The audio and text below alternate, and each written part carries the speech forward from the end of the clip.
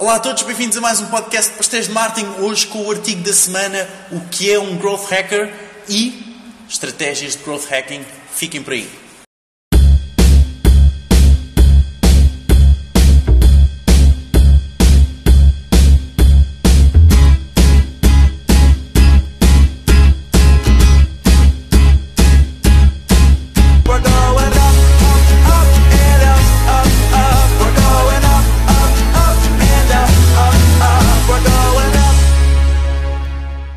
Olá a todos, bem-vindos a mais um podcast de Pastéis de Marketing. Eu sou o Ricardo. Eu sou o Diogo. E hoje estamos aqui mais uma vez nos belíssimos e grandiosos, como diz o Diogo, Pastéis de Belém. É verdade, hoje com o artigo da semana, mas antes de irmos ao grandioso artigo da semana, vamos sim falar de um grandioso, também ele, site pasteisdemarketing.com. É verdade, já sabem, nós deixamos todos os links das notícias que publicamos nas notícias da semana, ou que falamos nas notícias da semana, e onde deixamos também o link para o artigo da semana, e que artigo que temos esta semana. Mas antes de irmos a este artigo da semana, também nunca demais relembrar, quem está no YouTube subscreve aqui deste lado, neste belíssimo pastel, não tão grandioso, pastel de Belém. Não. Subscrevam-nos, já sabem, no iTunes, o nosso podcast, através também da aplicação de podcast ou Stitcher, no Android ou iPhone, aquele telemóvel que vocês tenham mais à mão. E sigam-nos também em Pastéis MKT, já somos uma comunidade de 1700 pessoas. E uma, acabou de subscrever uma agora, não podemos deixar de fora. Quem? 1701, a qual agradecemos por E todos marketeers. Todos marketeers. One Man Marketeers. Bem, se são só um one man, não sei, mas a conta deve ser só pertencer a uma pessoa, sim. Muito bem. É uma boa. Sigam-nos e deixem os vossos comentários. Hoje temos um grande artigo da semana. E que artigo? Que é mais do que o artigo, por acaso, se calhar, porque vamos desenvolver um pouco e vamos ter que desenvolver um pouco sobre o que é um Growth Hacker, não é? Sim, primeiro esclarecer essa dúvida, não é? Exato. O que é um Growth Hacker? O que é um Growth Hacker, não é? Como o próprio Isso é uma nova profissão. No fundo é isso mesmo. Além de, se vocês forem ao Wikipedia, vai-vos dizer que é uma técnica de marketing, o que não é. O Growth Hacker é uma posição que nasceu com os Facebooks, com os Twitters, com os Pinterests, os LinkedIns, que também já tinham Growth Hacker, essa posição mesmo, que não são mais do que pessoas especializadas para fazer crescer uma comunidade. Neste caso muito específico dos Facebook. Uma empresa, no fundo. Fazer crescer uma empresa. Uma marca. E neste caso, porque tem essa vertente muito tecnológica e de startups tecnológicas, não é? Sempre muito baseadas em ideias criativas, analíticas e sociais, de fazer crescer a exposição do produto. Online, ok? O que é que isto acontece? Isto entra numa parte de marketing, não é? Portanto, estamos a falar aqui de exposição que não fecha a venda, não é? No fundo é obtenção de novos usuários e depois novos leads. Sim, essa questão muito importante, porque o conceito inicial, chamemos assim, é de alguém que faz crescer uma comunidade em volta de uma marca, ou faz crescer uma marca, ou a exposição dessa marca online nas redes sociais ou meramente online, não é? Mas que faz meramente isso, não é? Que faz crescer a audiência, ou que faz atrair muita atenção, e há aqui uma vertente também importante, que é o baixo custo, não é? Através das ideias criativas que o Diogo falava, mas que faz crescer a atenção para uma marca, não é? E depois não trata de mais nada. Porque eu acho que nós temos que ver no core, não é? Na essência? Na essência, obrigado. O que é o marketing, não é? Vamos fundo. Vamos fundo?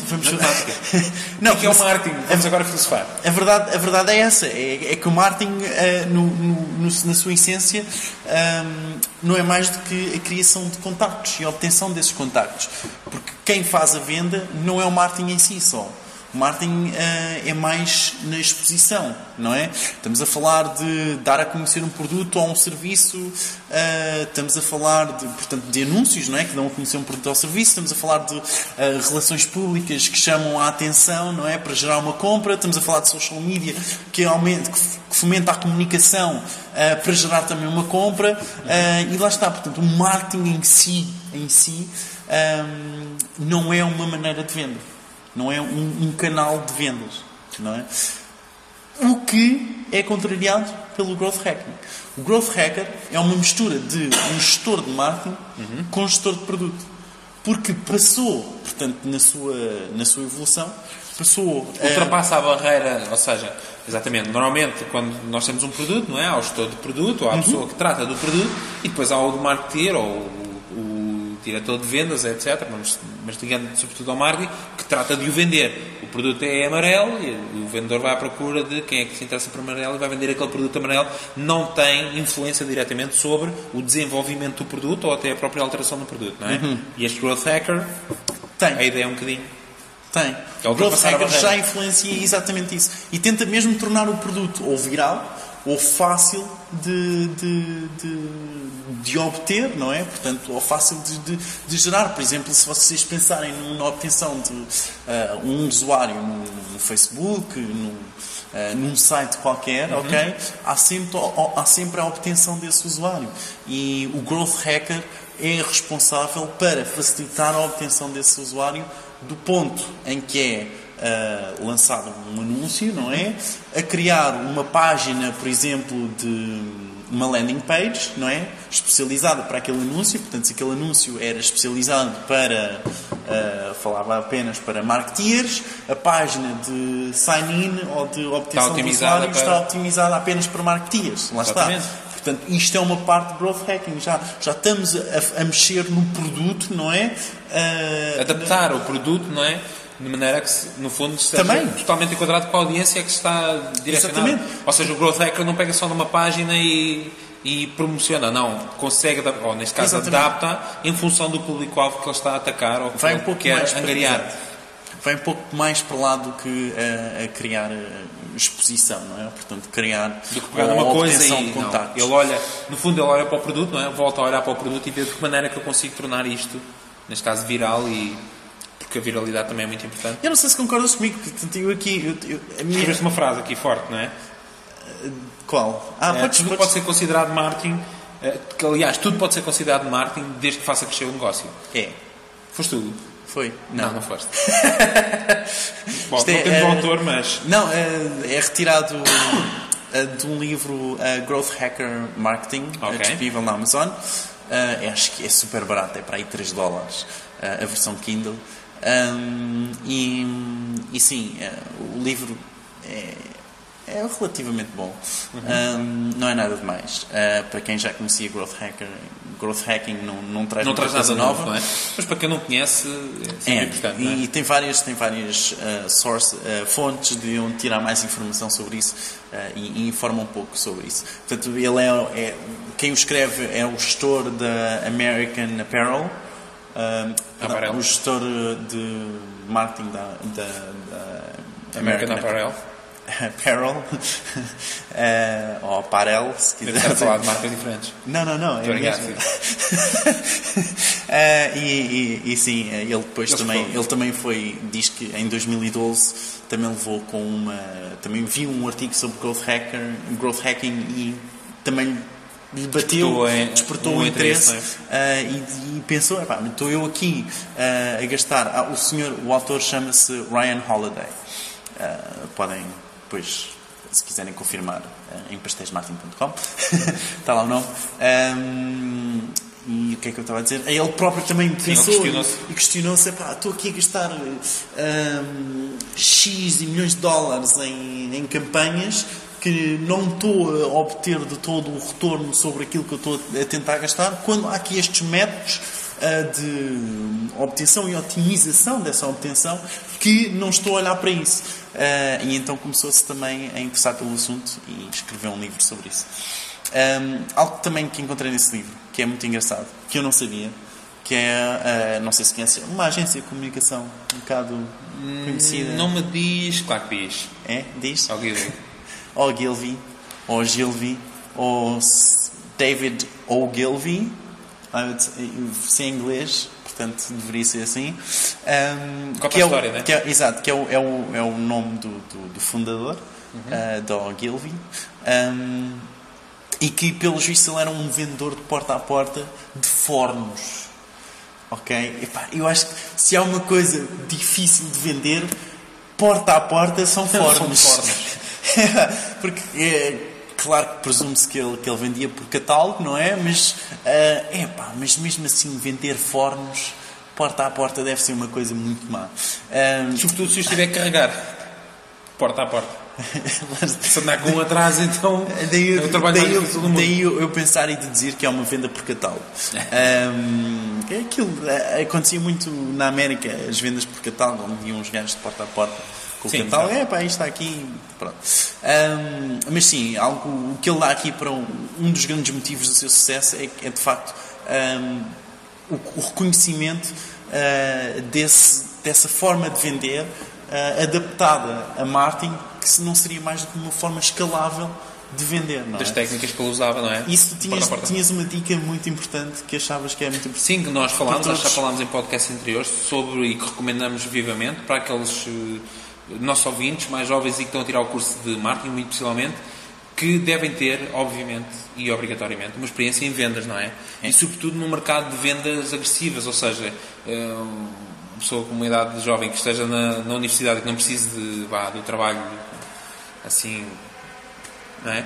Que possa enverdar por uma carreira nas vendas e sobretudo numa área bastante agressiva. Pode ser um call center, não é? Pode ser porta a porta, que também ainda existe esse tipo de venda.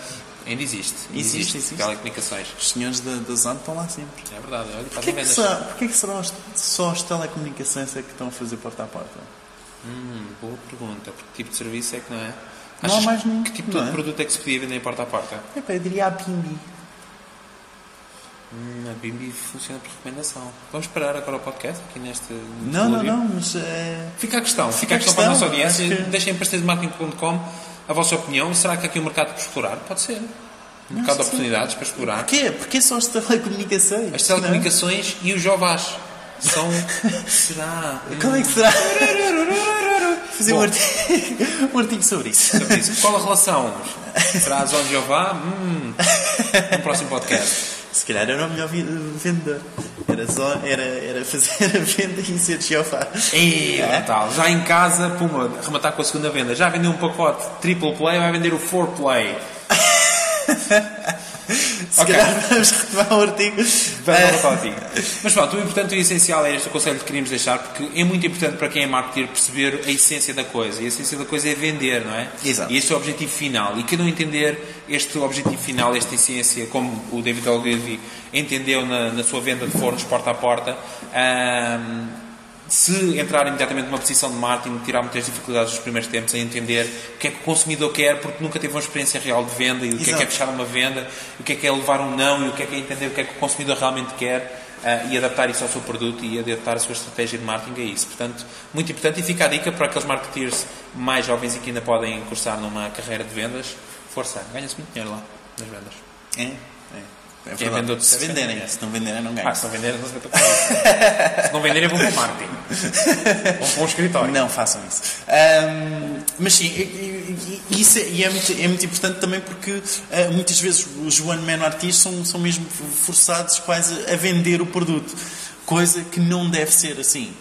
Se não fosse a internet, de facto, que agora veio dar esta posição de growth hacker, não é? Em que realmente temos que adaptar depois o anúncio à landing page, a mesmo quase a chegar à venda, não é? Mas de antes, simplesmente, a única coisa que vocês tinham que obter eram os contactos.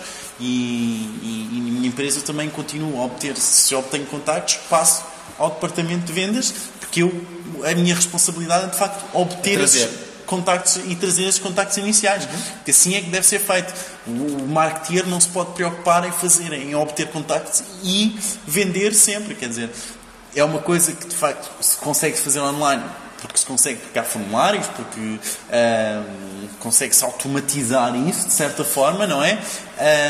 Mas se tivermos uma lead via telefone, ou seja o que for, há que passar ao departamento de vendas. O departamento de vendas supostamente deverá ser o responsável pela venda, não é? Portanto, é eles que fecham. Marketing de engenharia, as vendas vendem. É isso? Nem mais. Acho que sim. Pelo menos é a minha teoria. eu acho que é assim que deve funcionar. E lá está. O marketing no seu core, na sua essência, é isso. Não é? É a obtenção de leads, é a obtenção de contactos, é a exposição, é a atração dos clientes, e depois alguém tem que fazer a venda. Não sou eu. É o senhor que está naquele departamento. Mas convém vender. E se eu estou doente? Não, pá, Mas se ela tiver, aplica. não vamos desperdiçar, não é? Mas pronto, e então o que é que se passa aqui? Estamos a falar sobre Growth Hacker, não é? Mas que, como dissemos, não tem a ver só com crescer, não é? Eu diria que há 3 fases que um Growth Hacker tem de se importar com essas fases, não é? Portanto, que é a fase de angariação, não é? De crescimento, a fase de interação, de engagement, não é? E a fase de monetização, Sim. que é como ganhar dinheiro, se ganha Fazer dinheiro não é? com esse...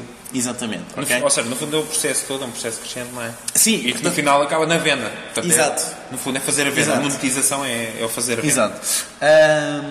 E pronto, e temos aqui a apresentação do Nir qualquer coisa, Nir, o Sr. Nir, fica o nome completo no site, e que ele fala exatamente no engagement. Ele estuda o engagement, não é? E fala sobre isso. E fala sobre o gancho, não é? O hook, é o hook em inglês, não é? Não é bem gancho em Eu não português. sei se é gancho, é aquilo que vos prende. Não Exatamente. É aquilo que vos prende, não é? Portanto, é como é que um isco. É um isco, no fundo, não é? Sim. É aquele isco que vos prende ali pela boca, ou o peixe pela boca, aliás, e faz com que vocês tenham que ir àquele site, por exemplo. Não é? E ele teve uma apresentação fenomenal, e foi isso que nos levou a querer falar de Growth Hacking. E se calhar então entramos aqui um pouco. Ele define o gancho como uma experiência desenhada para conectar frequentemente a solução de uma empresa com o problema de um usuário de forma a criar um hábito. Ok? Querem que eu repita? Isto é difícil. Há aqui muitas Há palavras. muitas, sim, para interpretar. Portanto, é uma experiência desenhada, não é? Portanto, é uma experiência, é um meio desenhado para conectar com frequência, não é? O que uma empresa vende com o problema que o usuário tem, criando disso um hábito. Ok? Dando um exemplo. Ele diz que primeiro também que é preciso saber que não é para todos os produtos. Nem todos os produtos precisam Dá para do fazer hábito. isso, exatamente. Exato. Portanto, um carro, quando está vendido, não tem nada a ver. Não é? Portanto, vocês vendem um carro. Não tem que haver um hábito Não há repetição. do carro, exato, do carro ter que voltar ao stand. Não é? Ele diz também um seguro de vida. Está feito o seguro de vida, não tem que haver, vocês não têm que forçar o usuário ou o cliente a telefonar-vos todos os meses. Exatamente. Não é? Não há uma repetição, nesse Exato. caso, da experiência de... Mas, por outro lado, o Facebook ou o Pinterest, por exemplo, como ele dá de exemplo, necessitam disso. Necessitam disso porque senão não resistem a isso. Não é? Portanto, se as pessoas não fossem ao Facebook, já não havia um hábito de ir ao Facebook, já não lá iam. Deixavam de ir e acabava. E então ele fala disso. Como fazer esse Criar esse isco, esse gancho, esse... Como é que eu tinha dito há pouco? Pronto, esse isco, não é? Que vos prende, exato, que vos prende a ter que voltar ao site. Ele dá aqui 4 passos para o fazer. São fenomenais, lá está. Isto é uma pessoa que realmente estudou o engagement e nós vemos isso. Portanto, ele dá então os 4 passos, que é os triggers. Não sei qual é que será a tradução. Fica trigger. Portanto, trigger, que seria não é um gatilho, é aquilo que despoleta. vocês... Exato. É algo que vai despoltar uma ação. Por exemplo, se eu disser ora Coca-Cola Light, tu dizes 4:30. 4:30. Estão a ver? Se disseres 4:30 é a hora de... Coca-Cola Light. Ok? Se calhar é o meu tipo de tens Já que dar, Mas resultou. Mas sim, Era sim. isso. Portanto, há E algo uma que está associação, relacionado. não é? Portanto, isto é um trigger. Não é? As 4:30 ficam trigger da Coca-Cola Light. Isto é um exemplo de um trigger. E ele diz que há 2 tipos, não é? O interno, que é quando as emoções ou as rotinas fazem pensar no produto, não é?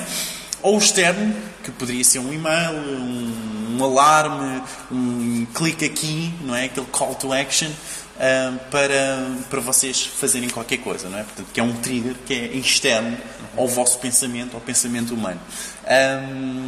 E sim, o que ele diz é procurarmos quais são os triggers que conseguimos no cliente.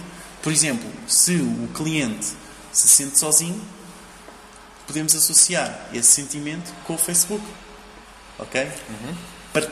Com esse sentimento, de forma a combater esse sentimento, tens a resposta, o Facebook. Ok? Se te sentes sozinho, vais aonde? Ao Facebook. Já tens muitos amigos, pelo menos 500. Exatamente. E não conheces nenhum. E pronto, e depois atuar nesse trigger, não é? Portanto, se realmente... Uma frase que seria engraçada para o Facebook, se alguma vez tivesse aí publicidade, não é? A dizer, sente-se sozinho. Epá, isto era muito mau, mas se calhar o sente sozinho é um bocado forte, mas se sente sozinho, estão aqui os seus amigos. Exatamente. Não é? Outro ponto era, de facto, a ação, não é? Portanto... simplificar ao máximo essa ação, portanto, se é um login, se é há mesmo algo como lazy login, se chama, que é quando tu, por exemplo, tens um serviço que nem sequer precisas de fazer o login. Só precisas de fazer o login se realmente gravares o teu trabalho, por exemplo. Okay. Imagina um vídeo que começa a criar um fazer vídeo, o processo todo e depois no fim é que depois te pede só se quiseres gravar coisa. é que pede. Portanto, altamente engagement e completamente... Permite a pessoa fazer o processo todo até ao final e depois ter um Exatamente. passo... E dás precisa só de um passo extra para terminar. Exato. O Pinterest, por exemplo, tu começas logo a ver o produto do Pinterest, não é? Exato. Não é como o Facebook, não é? Que está tudo bloqueado, tens que ter uma conta. O Pinterest, tu podes aceder ao site. Sim. E consegues ver algum conteúdo, não é? Exatamente. Não consegues ver tudo, mas consegues ver algum conteúdo sem fazeres login. Um bom exemplo disto, por exemplo, o Twitter também. O Twitter também. Também permite ver todo o feed, mas o Facebook também permite ver o feed se tu tiveres o teu perfil público. Okay. Mas sim, um exemplo muito engraçado que não sei se se lembram do SMS ao início. O SMS ao início, quando a gente carregava, tinha um novo SMS, ia para a caixa de entrada. E depois é que carregavam para ir do SMS que receberam para ver aquele SMS. Depois, essa ação saiu a caixa de entrada e vai diretamente para o SMS que receberam. Isso é um ótimo exemplo de uma ação simplificada. Porquê? Vocês agora que já têm um trigger, não é? Que já deram aquele trigger de olha, é isto que tu queres, é isto que eu te vou mostrar, só tens que fazer esta ação. Só tens é que vir aqui ao meu site fazer qualquer coisa, só tens que vir aqui ao site. Não é? Simplificar essa ação o máximo possível. Mas, deixa eu ver. Exato. Portanto, depois, há algo que é a recompensa, não é? Portanto, o facto de ser... Podem fazer algo que seja uma surpresa mesmo. Tu inscreves-te e recebes qualquer coisa por te inscreveres, por exemplo. Ele dá um ótimo exemplo de uns pombos, do teste que foi feito com pombos, onde o pombo, a experiência 1 era o pombo carregava num botão com o bico e recebia comida, não é? Carregava no botão com o bico e recebia uma comida. Carregava no botão e sempre assim. E houve outro que carregava no botão, recebia comida. Depois, na segunda vez, carregava no botão, já não recebia. Carregava na terceira vez, já recebia. Carregava na quarta, não recebia. E sempre assim. E o pombo carregou muito mais vezes dessa vez do que o outro, cada vez que carregava, recebia. Portanto, porque já não havia expectativa. Aquela expectativa e mistério que houve ali fazia o pombo carregar cada vez mais, não é? E é isso que ele fala, e desse mistério de recompensa que nós podemos dar ao usuário enquanto ele se inscreve ou depois da inscrição, ok? Algo que não seja esperado. Portanto, imaginem que portanto, vocês ao fazerem o sign-in no Facebook, vocês recebem um e-book que não estavam à espera, portanto, que não tem a ver com o serviço, por exemplo, ou que recebem um gift, um Facebook gift, não é? Algo completamente que vocês não tivessem à espera, para quem não conhece esse serviço. Isso é muito, muito bom. Mas, por último, lá o quarto ponto, que é o investimento, que é puxar os clientes ao máximo, não é? Para investirem na plataforma ou no produto. Investir tempo, fazer o upload de fotos, levar as pessoas a pensar se agora que já adicionei tantas fotos, não é? Deixa lá ver o que é que está lá. Por exemplo, do Facebook, não é? Deixa lá, agora que eu fiz o upload de tantas fotos, deixa lá ver no dia a seguir se eu ganhar alguns likes, não é? O Instagram, agora que eu já tirei tantas fotos, este ao menos agora é o meu álbum, tenho ali as fotografias, não é? E criar e assim se cria um hábito. Exato. Okay? A pessoa está a ter um investimento na plataforma, Exatamente. que está de alguma forma a ajudar a crescer, mas este é o investimento. Exatamente. Exato. E sim. Mais alguma coisa para adicionar? Não, fica de forma resumida. Também penso que vamos partilhar a entrevista do Nir, exatamente. Fica a entrevista que é muito mais explícita sobre aquilo que falámos aqui, não só, fala de muitas outras técnicas e de muitas outras conclusões que ele tirou através do estudo que ele fez, ou neste caso a experiência que ele tem em growth hacking e que partilhou. E em engagement mesmo. Portanto, é aquele ponto de growth hacker que ele defende. Que é importante, que é não só fazer crescer, mas também fazer, obviamente, o consumidor, ou neste caso o utilizador, envolver-se e manter-se, não é? No fundo, é isso que é importante para ele, muito mais do que fazer crescer uma comunidade ou fazer crescer uma marca através de uma exposição muito grande, mas depois sem grandes resultados ou sem efeito prático. Ele dá o exemplo que podemos ter muito crescimento, não é? Podemos ter muito growth, mas depois se as pessoas não voltam ao serviço, o serviço cai. Ele dá o exemplo de um balde com furos, um balde furado. Exatamente. Nós conseguimos encher com água, enchemos tudo, mas depois cai tudo para ali fora. Sim, porque também aquele efeito entre o ensaio. Portanto, tivemos 1 milhão, 2 milhões, 10 milhões de visitas, mas depois realmente no fim do dia não está lá nada. Portanto, ele é muito apologista de fazer crescer, mas ter tudo preparado e manter o consumidor engaged, portanto, envolvido e a voltar e a consumir e a gastar dinheiro. Isso é que é mais importante. Como a Marco diz, muito bem, fica assim o artigo da semana. Consultem os links todos e o artigo que aqui falámos em parceirodemarketing.com. Subscrevam também o nosso podcast em iTunes, já sabem, ou através do podcast ou Stitcher para Android ou iPhone. Quem está no YouTube, subscreve aqui deste lado e já sabem, sigam-nos em twitter.com/pastéis de MKT. Boa. Pastéis de MKT. Pastéis de MKT. E é tudo. E voltamos a ver no próximo podcast. Próximo podcast. Muito bem. Tchau. Cheers. Eu acho que é muito importante para todos os marketeers, fica aqui a dica que a primeira coisa que devem fazer é serem vendedores. Eu acho que sim. Eu acho que quando estão na faculdade e trabalhar por uma coisa qualquer a vender. Nem que seja um call center. Nem que seja um call center. Qualquer coisa a vender. Até porque um call center até é bastante difícil também. Eu, por acaso, nunca trabalhei num, mas presumo que seja bastante difícil fazer uma venda. Eu já trabalhei num. É puxado. São muitas chamadas com poucas vendas. Mas esses sítios desafiantes, e sobretudo numa altura da carreira, ou seja, quando a pessoa é jovem e precisa de um ordenado, mas não está a depender daquilo para o resto da carreira, não é? Não estamos a falar de pessoas com 35 ou 40 anos, em que podem arriscar, essa é uma altura ideal, não é? Porque aguentam muito melhor a pressão e... Sim, e aguentam muito melhor o não. Exatamente. Não queiram. Agora uma pessoa com 35 anos tem filhos para alimentar da coisa, começa a pensar falar disso. Já falar disso. Let's go.